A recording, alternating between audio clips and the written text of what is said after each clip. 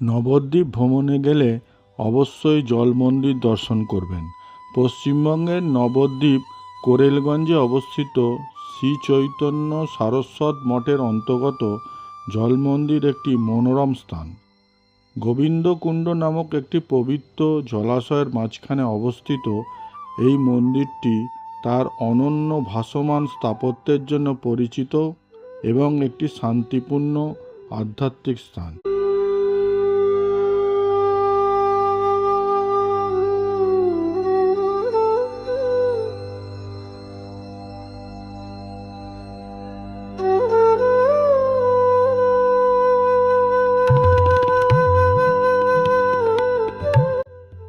এই স্থানে প্রচুর হরিণ ও রাজহাঁস আছে।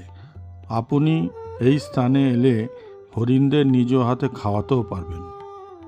মন্দিরটি জলের ওপর নির্মিত বলে এর নাম জল মন্দির।